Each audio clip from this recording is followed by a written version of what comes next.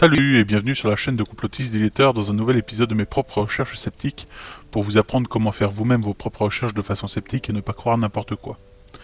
Nous allons analyser une publication parue cette semaine qui parle d'esprit critique. Et ça tombe bien, on est là pour faire de l'éducation au scepticisme et à l'esprit critique. Les complotistes diffusent donc une vidéo en incitant à réfléchir par nous-mêmes pour ceux qui ne veulent pas comprendre et qui refusent de voir la réalité en face. Cette vidéo serait la définition même de l'esprit critique et du bon sens. Peut-être que nous allons tomber d'accord si on milite les uns et les autres pour la même chose, à savoir l'esprit critique. Regardons donc cette vidéo. La troisième dose obligatoire pour tout le monde. C'est-à-dire qu'il y a 6 mois, j'ai fait ma deuxième dose. Donc tous les 6 mois, je fais une dose. En fait, c'est pas un vaccin, c'est un traitement. Parce qu'un vaccin, je connais les vaccins, tétanos, machin, fièvre jaune, je le fais tous les 10 ans, ça c'est un vaccin. Si je prends régulièrement plusieurs fois par an, c'est un traitement. Le traitement, c'est quand on est malade. Je suis pas malade. Et si le vaccin, il fonctionne pas, je vais pas le refaire tous les 6 mois, je vais pas le faire du tout. En fait, il y a un moment, il faut qu'on se bouge un peu. C'est-à-dire que ceux qui sont pas d'accord pour la troisième dose, eh ben, ok, on oublie le pass sanitaire, on n'ira plus au resto, on n'ira plus au théâtre, on n'ira plus au cinéma, on n'ira plus dans les bars, jusqu'à un moment, l'économie française va se casser la gueule. On va faire quelque chose. Un vaccin, encore, et bientôt les enfants. Et moi, je veux pas être complotiste, hein. Je me pose des questions. Ce qu'il dit est intéressant. Il y a pas mal d'éléments à analyser. On va commencer avant tout par définir ce qu'est l'esprit critique. Selon Wikipédia, l'esprit critique est un concept dont les définitions sont nombreuses et parfois contradictoires qui désigne dans les grandes lignes les capacités et attitudes permettant des raisonnements rigoureux afin d'atteindre un objectif ou d'analyser des faits pour formuler un jugement. Si on prend cette définition, la vidéo peut correspondre. Cette personne fait une analyse des faits pour formuler un jugement.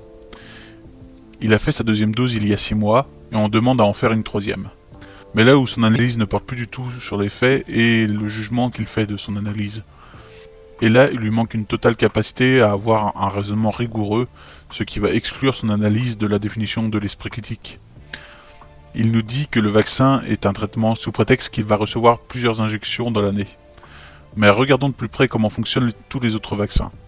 Sur le calendrier vaccinal que nous utilisons pour les enfants qui sont vaccinés pour la première fois de maladies qui sont totalement nouvelles pour eux, étant donné qu'ils viennent seulement de venir au monde, et qu'ils n'ont jamais été en contact d'aucune autre maladie, tout comme nous n'avons jamais été en contact avec le Covid avant début 2020, nous faisons pour les protéger le premier mois le vaccin BCG. Puis nous faisons le deuxième, le quatrième et le 11e mois, soit 3 fois dans l'année, des vaccins contre la diphtérie, le tétanos, la poliomyélite, la coqueluche, l'Haemophilus influenzae de type B, l'hépatite B et le pneumocoque. On ne définit aucun de ces vaccins de traitement pour autant, ça a toujours été des vaccins et ça n'a jamais été remis en cause.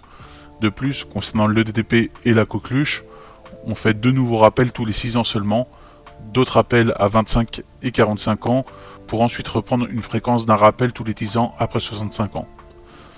Concernant ces vaccins, on prend donc 7 doses jusqu'à 45 ans, dont 3 la première année de notre vie, puis une tous les 10 ans. La personne de cette vidéo se sent donc moins en capacité d'avoir le schéma de vaccination que nous avons aujourd'hui qu'un enfant de moins de 1 an qui a la même chose. Car oui, le schéma vaccinal Covid est finalement exactement le même que celui des bébés, 2 doses à 6 semaines d'intervalle, puis une troisième dose 7 mois plus tard. Voilà donc à quoi ressemble réellement l'esprit critique. Je mets en doute l'analyse faite par cette personne et je m'appuie sur un raisonnement rigoureux, qui n'est pas le mien mais celui que les spécialistes ont jugé correct pour la vaccination des enfants. Car c'est là le point de vue le plus important. Je sais que je ne suis pas capable d'un raisonnement rigoureux, cela nécessite des connaissances scientifiques solides que je n'ai pas. Et cette personne en vidéo non plus. C'est pourquoi juger son analyse comme faisant preuve d'esprit critique sera totalement erroné, car il ne s'appuie sur rien de solide ni de rigoureux. C'est ce dont les complotistes ici n'ont pas conscience, ils définissent d'esprit critique quelqu'un qui fait une analyse en se basant sur le bon sens, comme il l'indique en fin de publication, mais qui n'a rien de rigoureux. Toute analyse qu'on fera par nous-mêmes, comme le recommandent toujours les complotistes, n'auront jamais rien de rigoureux si vous n'êtes pas des spécialistes validés par vos pairs.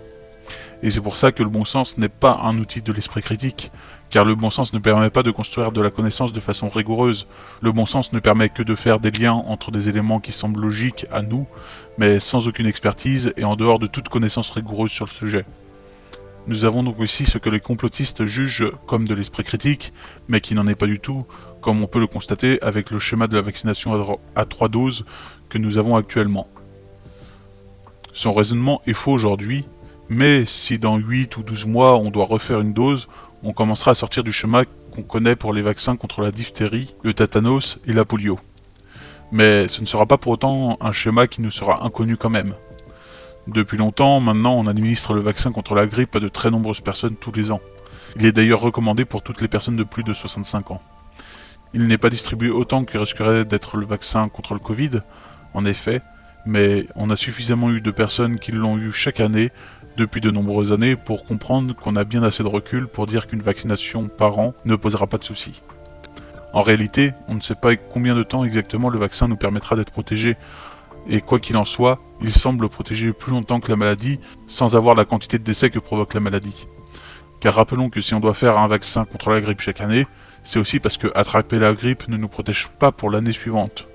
On fait donc soit le choix d'être malade chaque année avec les risques importants que ça implique, soit de se faire vacciner avec les risques infimes en comparaison de la maladie, ce qu'on appelle le ratio bénéfice-risque de la vaccination. Si une vaccination chaque année du Covid devient nécessaire, il n'y a aucune raison que ça devienne un problème. Le vrai problème est que si ça devient nécessaire, c'est parce qu'il continuera d'y avoir un nombre important de morts du Covid l'année prochaine. Et les personnes qui meurent par dizaines de milliers à cause d'une maladie, il est là le vrai problème, d'autant plus si on a un vaccin contre. Voilà comment la méthode sceptique permet de fiabiliser l'information que nous recevons, méthode qu'une fois encore les complotistes n'auront pas suivie et les aura conduits à partager cette désinformation. C'était un épisode de mes propres recherches sceptiques. N'oubliez pas de mettre un pouce en haut si la vidéo vous a plu, de vous abonner pour voir les prochaines recherches sceptiques, et si vous souhaitez soutenir mon travail de défense des victimes d'attaques complotistes et d'éducation à la méthode sceptique, vous pouvez me faire un don sur ma page Utip en description. Merci à vous, et je vous dis à bientôt sur la chaîne de Complotistes Diletteurs.